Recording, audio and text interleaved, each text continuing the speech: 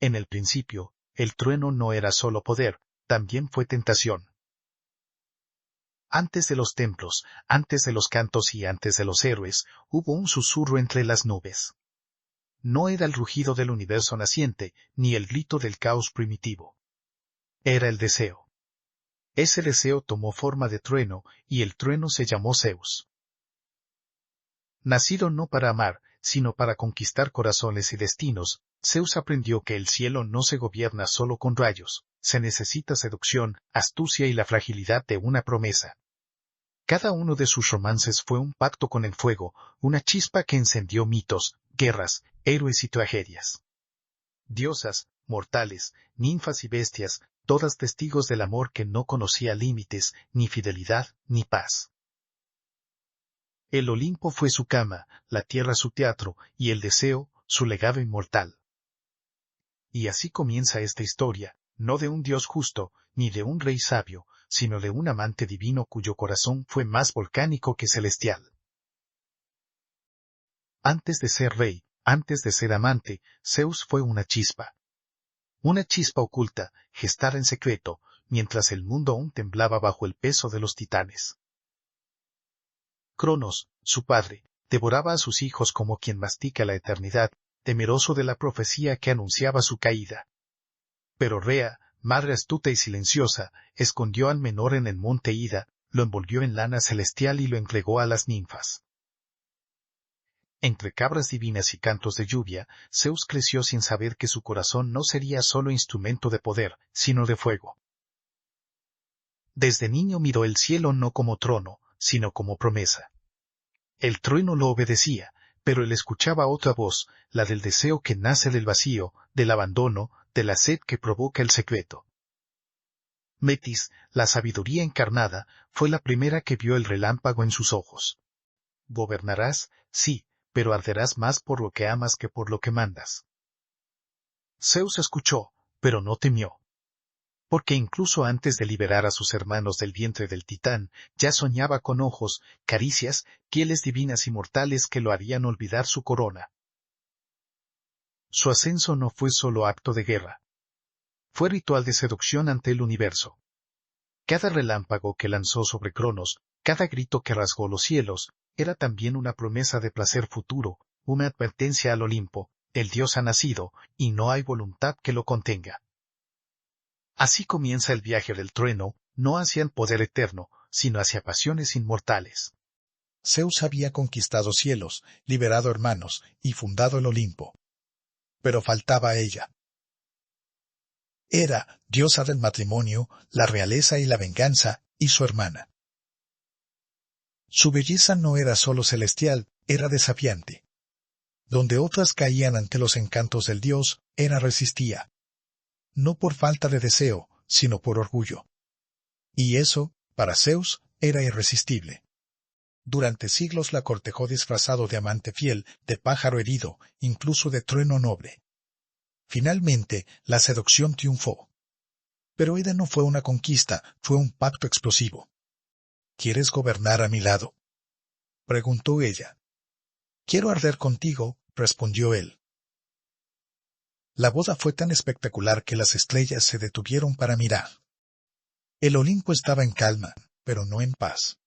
La boda entre Zeus y Hera había sido celebrada con flores celestiales, cánticos de ninfas y promesas talladas en oro.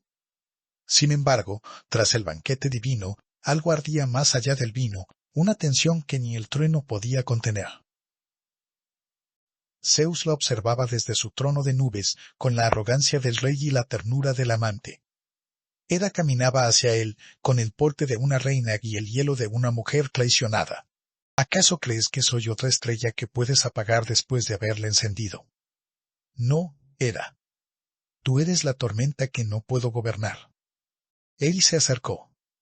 Las manos, que habían separado mares y derrocado titanes, temblaban al tocar su hombro. Hera lo apartó. Tus promesas son relámpagos. Iluminan por un instante y destruyen lo que tocan. En ese instante, las paredes del Olimpo se estremecieron. Las diosas callaron, los dioses fingieron no mirar y las constelaciones giraron sus ojos. Era la primera vez que el dios del trueno no controlaba el clima ni el corazón. Zeus intentó besarla. Hera giró su rostro. ¿Cuántos nombres susurraste bajo otras lunas? ¿Cuántos hijos llevas escondidos entre mortales y engaños? Zeus no respondió. No podía. Su poder no servía allí. Allí no había rayos que dominaran la verdad. Hera se alejó. Pero no huyó. Desde esa noche sería su igual, no por amor, sino por derecho. Ella le regaló su presencia. La estancia en el lecho conyugal se hizo presente, pero pronto se volvió campo de batalla.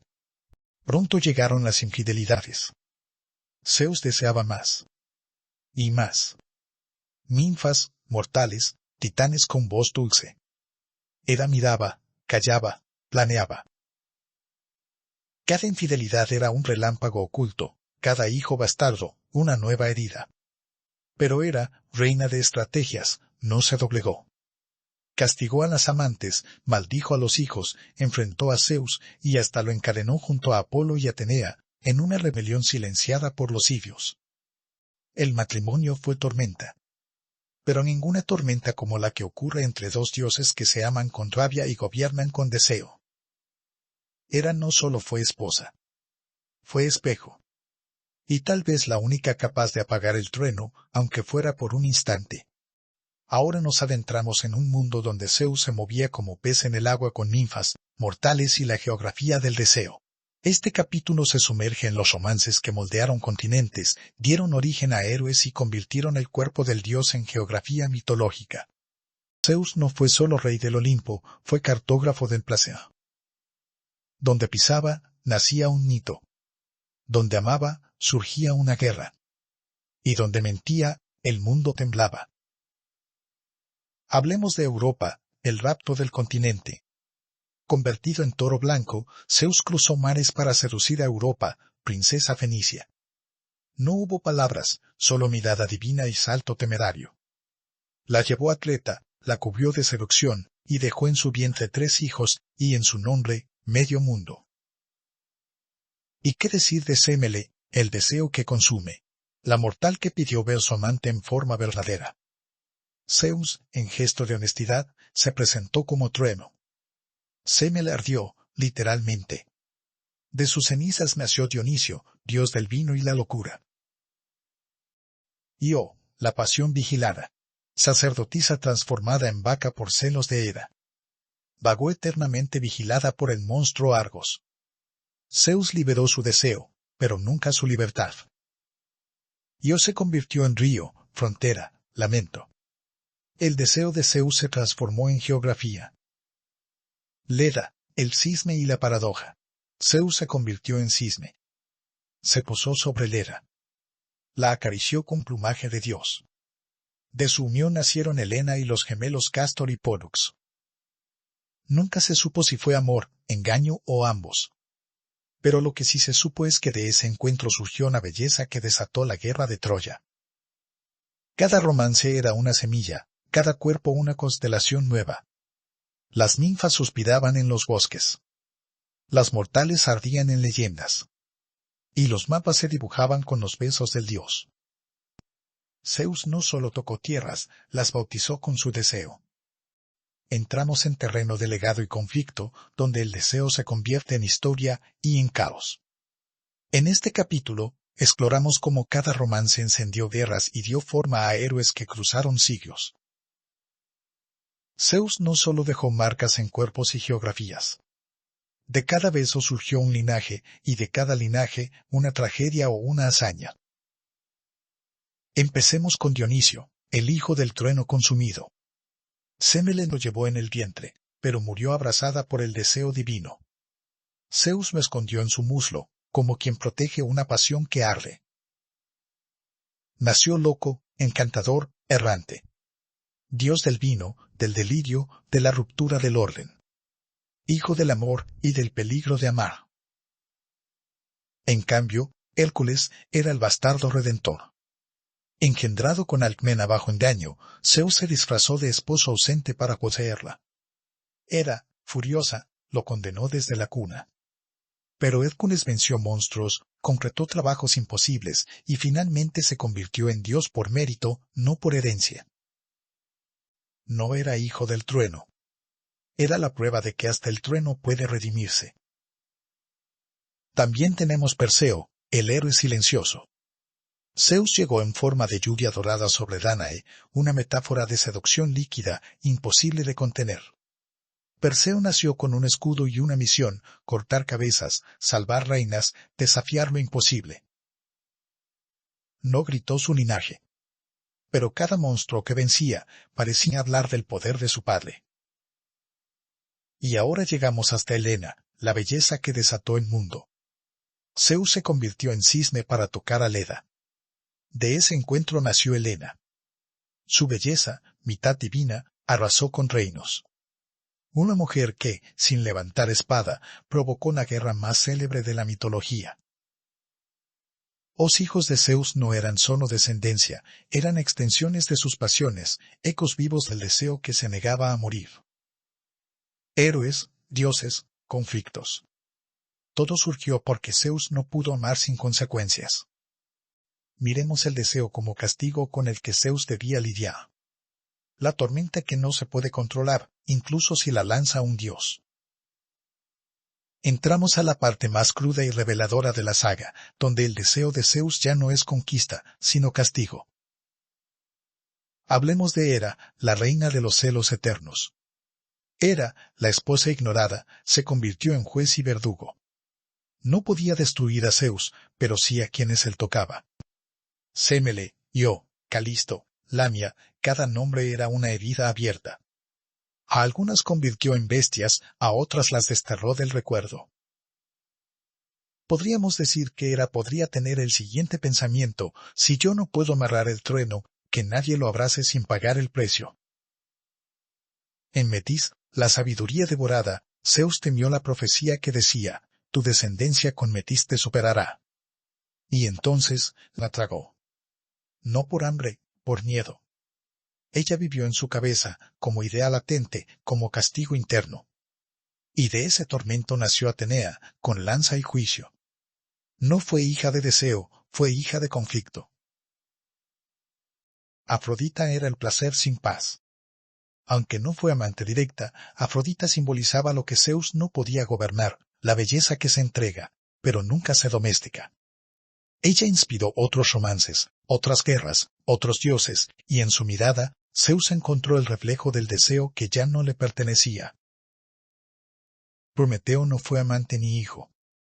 Fue el único que se atrevió a mirar a Zeus y decir no, ya que le rogó el fuego, ese símbolo de pasión que Zeus guardaba como arma. Y se lo dio a los humanos. Zeus lo encadenó, lo condenó a un águila devorando su hígado. Pero en ese dolor, algo se quebró, la humanidad comenzó a amar sin necesidad de dioses. Entonces podemos decir que Zeus ya no es el dios que arde. Rodeado de hijos, amantes, símbolos y castigos, comenzó a perder el trono emocional. Ya no seducía, simplemente era recordado. Las historias comenzaron a centrarse en quienes lo desafiaron y lo sobrevivieron, y en quienes lo amaron sin esperar eternidad. Hay dioses que gobiernan y dioses que arden. Zeus fue ambos. Hasta que el fuego lo abrazó a él, entonces podemos hablar del rayo apagado. El Olimpo sigue en pie, adornado por mármoles y mitos. Pero el trueno ya no sacude cielos, ni el deseo hace temblar continentes. Zeus, una silueta entre nubes añejas, observa. No la guerra, no los héroes, sino las memorias. Cada romance fue una chispa. Cada amante, un susurro. Cada hijo, una frontera. Ahora, desde lo alto, el dios recuerda. Europa y el toro que cruzó océanos. Sémele y la llama que se volvió vino. Io, la mirada vigilada. Leda, el plumaje con el que disfrazó la pasión. Y Hera, la llama que nunca se extinguió, por más que él lo intentara. El trueno sigue en sus manos, pero no lo lanza. Porque el deseo que lo impulsó también lo desgastó. Y en esa soledad inmortal, Zeus comprende que el poder puede fundar mundos, pero es el amor quien los rompe y quien los vuelve inolvidables.